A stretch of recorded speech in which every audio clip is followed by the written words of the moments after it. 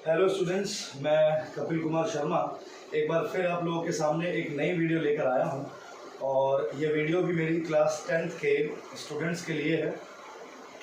जैसा कि आप लोग जानते हैं कि कक्षा 10 के लिए मैंने कुछ वीडियो पहले भी अपलोड की हैं जिसमें मैंने विद्युत धारा के संबंध में कुछ क्वेश्चन आंसर आपको बताए थे। आज का जो हमारा टॉपिक है वो है विद्युत ऊर्जा के स्रोत। विद्युत ऊर्जा के स्रोत, यहाँ क्या मतलब है इसका मतलब है कि हमें किन किन सोर्सेज से विद्युत ऊर्जा प्राप्त हो सकती है, कहाँ कहाँ से हम इलेक्ट्रिसिटी को बना सकते हैं, किस किस स्थान से हम इलेक्ट्रिसिटी को प्राप्त कर सकते हैं, ऐसे कौन कौन से कारण हैं, कौन कौन से स्रोत हैं। तो आज के टॉपिक में हम विद्युत ऊर्जा के स्रोत के रिगार्डिंग बात करेंगे। यहाँ ऊर्जा की बात हो रही है तो मैं आपको ऊर्जा के विषय में कुछ जानकारी देना चाहूँगा कि ऊर्जा किसे कहते हैं। तो ऊर्जा के विषय में एक परिभाषा है, आप यहाँ देख सकते हैं, कार्य करने की क्षमता को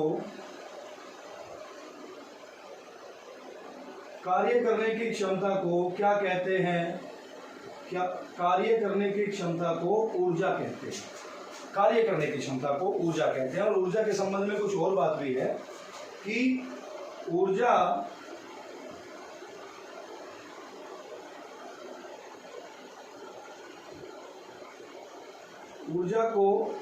ना तो उत्पन्न होती है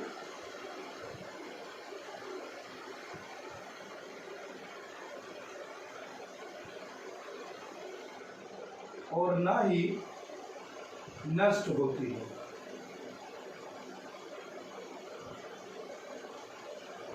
Neither be created nor destroyed। ऊर्जा को ना तो उत्पन्न कर सकते हैं ना ही नष्ट कर सकते हैं। ये नियम है ऊर्जा संरक्षण का नियम। ऊर्जा संरक्षण के नियम हमें क्या बताते हैं? वो बताते हैं कि ऊर्जा को ना तो हम नष्ट कर सकते हैं और ना ही उत्पन्न कर सकते हैं, बल्कि ऊर्जा को एक रूप से दूसरे रूप में बदल सकते हैं, परिवर्तित कर सकते हैं। और यहाँ ये जो हेडिंग बहुत सारी लिखी हुई है, इन हेडिंगों में ऊर्जा के रूपांतरण को ही समझने की हम लोग कोशिश करेंगे। तो चलिए, आज पहला जो टॉपिक है, पहली जो हेडिंग है, दैट इज कॉल्ड सौर ऊर्जा। सौर ऊर्जा क्या है और सौर ऊर्जा से विद्युत ऊर्जा का क्या महत्व है? तो सौर ऊर्जा को आप लोग जानते ही हैं, क्या कह सकते हैं हम लोग? Solar energy. सूर्य से प्राप्त होने वाली एनर्जी को हम लोग सौर ऊर्जा कहते हैं। वो ऊर्जा जो हमें सूर्य से प्राप्त होती है उसे क्या कहते हैं? सौर ऊर्जा कहते हैं।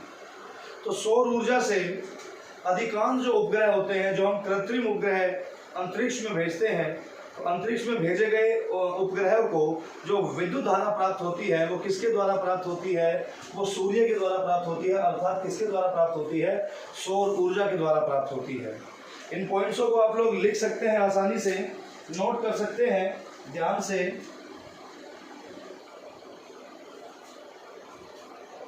उपग्रहों को जो विद्युत धारा प्राप्त होती है वो किसके द्वारा होती है? सौर ऊर्जा के लिए। तो उपग्रहों में जो बैटरी लगी होती है वो बैटरी चार्ज कहाँ से होती रहती है? वो सौर ऊर्जा से चार्ज होती रहती है, जिससे वो अंतरिक्ष में अपने कार्य को संपन्न करके रखते हैं, पूरा करते रहते हैं लगातार। उसके बाद है पवन ऊर्जा। पवन ऊर्जा को हम लोग यहाँ पे क्या कहते हैं? Wind energy.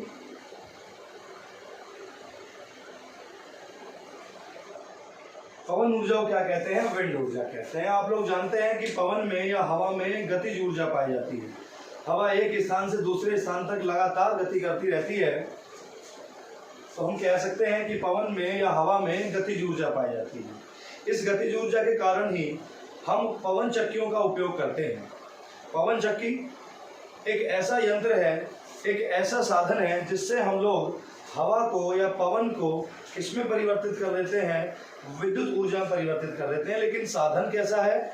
हम उसमें पवन की गतिज ऊर्जा का उपयोग करते हैं, काइनेटिक एनर्जी का यूज करते हैं, जिसमें पवन ऊर्जा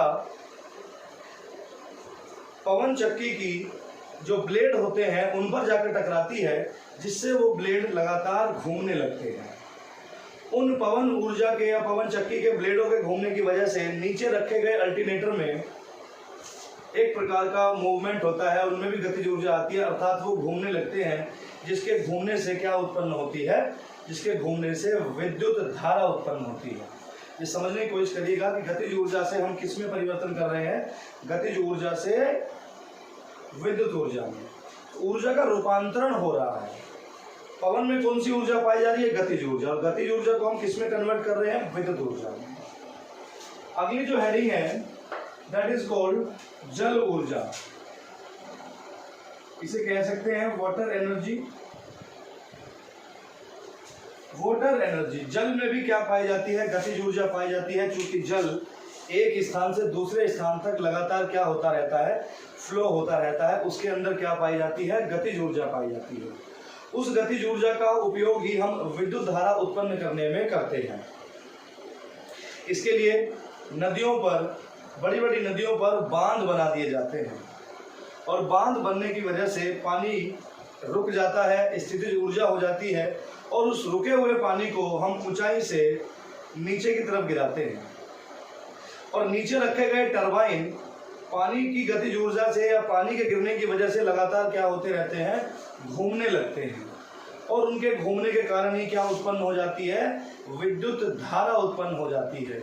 कई परियोजनाएं हमारे भारत देश में बांध पर निर्भर हैं। इसके विषय में आप जाकर सर्च कर सकते हैं कि बांध का मुख्य कार्य क्या होता है, सिंचाई से संबंधित है, विद्युत धारा से संबंधित है, आसपास के गांव की समृद्धि से संबंधित है। अगर आप चाहें तो बांध के विषय में जानकारी प्राप्त कर सकते हैं। अगली हेडिंग है बेटा ऊष्मीय ऊर्जा। ऊष्मीय ऊर्जा को हम लोग क्या कह सकते हैं, हीट एनर्जी कहते हैं। या ऊष्मीय ऊर्जा में दो जगहों का ताप अलग अलग रखा जाता है, टेम्परेचर अलग अलग रखा जाता है, जिससे उनके मध्य क्या होता है, एक प्रकार का विद्युत वाहक बल उत्पन्न हो जाता है, और ये जो ऊष्मीय ऊर्जा है ये विद्युत ऊर्जा में परिवर्तित हो जाती है। इसके लिए धातु के दो तारों को अलग अलग जगह बांधा जाता है और एक परिपथ बनाया जाता है, और दोनों जॉइंटों का जो टेम्परेचर है वो क्या रखा जाता है, अलग अलग रखा जाता है। टेम्परेचर के अलग अलग रखने की वजह से उनमें एक प्रकार का विद्युत वाहक बल उत्पन्न होता है, और इस विद्युत वाहक बल के उत्पन्न होने के कारण ही क्या होता है, विद्युत धारा उत्पन्न होती है। मतलब ऊष्मीय ऊर्जा से क्या बन जाती है, विद्युत धारा बन जाती है। अगली हेडिंग है यांत्रिक ऊर्जा। यांत्रिक ऊर्जा को हम लोग यहाँ इंग्लिश में क्या कहते हैं, मैकेनिकल कहते हैं, मैकेनिकल एनर्जी। मैकेनिकल एनर्जी, इसके लिए तारों से बने हुए एक परिपथ को चुंबकीय क्षेत्र में रख देते हैं। तारों से बने हुए एक परिपथ को कहाँ रखते हैं, चुंबकीय क्षेत्र में रखते हैं, और ऐसा करने से उस परिपथ में विद्युत वाहक बल उत्पन्न होता है, विद्युत वाहक बल उत्पन्न होता है, जिसके कारण यांत्रिक ऊर्जा को हम किसमें कन्वर्ट कर देते हैं, यांत्रिक ऊर्जा को कन्वर्ट कर देते हैं हम लोग विद्युत ऊर्जा में। इसका बेहतर एग्जाम्पल मैं आपको बता सकता हूँ, जनरेटर जो है, जनरेटर जब आप घुमाते हैं तो उसमें बंद परिपथ चुंबक के बीच में घूमता रहता है, और उसके घूमने की वजह से ही क्या उत्पन्न हो जाती है, इलेक्ट्रिसिटी उत्पन्न हो जाती है, विद्युत धारा उत्पन्न हो जाती है। और जो अगली हेडिंग है, अगली हेडिंग है हमारी रासायनिक ऊर्जा।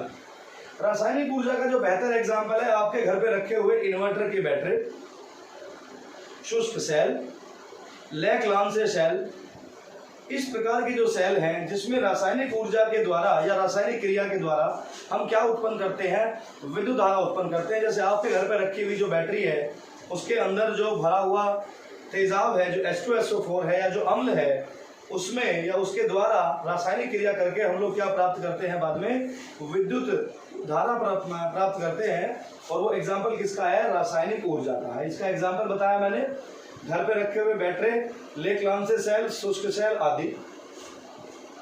प्रकाश विद्युत सेल, प्रकाश विद्युत सेल का बेहतर एग्जाम्पल आपके घर पे रखे हुए या किसी अन्य व्यक्ति घर पे रखे हुए जो सोलर प्लेट होती हैं, जो घर के ऊपर रखी रहती हैं, इनका उपयोग क्या होता है कि सूर्य से निकलने वाली पराबैंगनी किरणों को इन प्लेटों पर या इन धातुओं पर गिराया जाता है, जिससे इनमें से क्या निकलने लगते हैं, इलेक्ट्रॉन निकलने लगते हैं, और इलेक्ट्रॉन निकलने की वजह से क्या बनने लगती है, विद्युत धारा बनने लगती है। तो उसे हम लोग क्या कहते हैं, विद्युत धारा किसके द्वारा उत्पन्न हो रही है, प्रकाश विद्युत सेल के द्वारा विद्युत धारा उत्पन्न हो रही है। समझने की कोशिश करें। अगला है बेटा नाभिकीय सेल। नाभिकीय सेल थोड़ा सा ब्रॉड टॉपिक है, एक बड़ा टॉपिक है, लेकिन फिर भी यहाँ एक स्रोत के बारे में, सोर्स के बारे में मैं आपको बता दूंगा कि यूरेनियम जैसे रेडियो पदार्थ का उपयोग किया जाता है नाभिकीय ऊर्जा को प्राप्त करने के लिए। यूरेनियम जैसे पदार्थ का उपयोग करके ही हम लोग नाभिकीय विखंडन करते हैं और नाभिकीय विखंडन के द्वारा जो ऊर्जा प्राप्त होती है उस ऊर्जा का उपयोग हम लोग विद्युत धारा बनाने में करते हैं। तो ये एग्जाम्पल है आपका नाभिकीय ऊर्जा। और लास्ट है बेटा दाब विद्युत स्रोत। दाब विद्युत स्रोत किसी भी वस्तु को दोनों पृष्ठों से दबाने पर उसमें एक प्रकार का विद्युत वाहक बल उत्पन्न हो जाता है, जिसे हम लोग क्या कहते हैं, विद्युत वाहक बल उत्पन्न होने से धारा उत्पन्न होगी, जिसे कहेंगे दाब विद्युत स्रोत। कि दाब के द्वारा हम लोग क्या प्राप्त कर रहे हैं, विद्युत धारा प्राप्त कर रहे हैं। तो यहाँ जल्दी जल्दी कुछ टॉपिक के बारे में बताया गया। मतलब ये वो हेडिंग है, वो हेडिंग है। ये रासायनिक ऊर्जा को हम लोग यहाँ इंग्लिश में क्या कह सकते हैं, केमिकल एनर्जी। ये क्या हो गई, ये हो गई फोटो इलेक्ट्रिक सेल। ये हो गई आपकी न्यूक्लियर एनर्जी। और इसको नोट कर सकते हैं साथ साथ,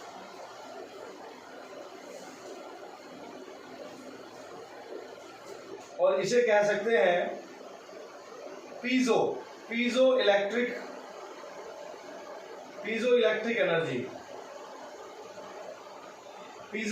एनर्जी। ये टॉपिक इतना टिपिकल नहीं है, इसको समझने के लिए ज़्यादा टेंशन नहीं लेनी है स्टूडेंट्स को। बस ये वो हेडिंग है, वो नाम है जहाँ से हम लोग विद्युत धारा को प्राप्त करते हैं, वो वाले स्रोत हैं जहाँ से विद्युत धारा हमें प्राप्त होती है। तो आज के लिए बस इतना ही। आगे आने वाली वीडियो को प्राप्त करने के लिए लगातार हमारे YouTube चैनल ग्रीनफील्ड एकेडमी को सब्सक्राइब करते रहें। नमस्कार।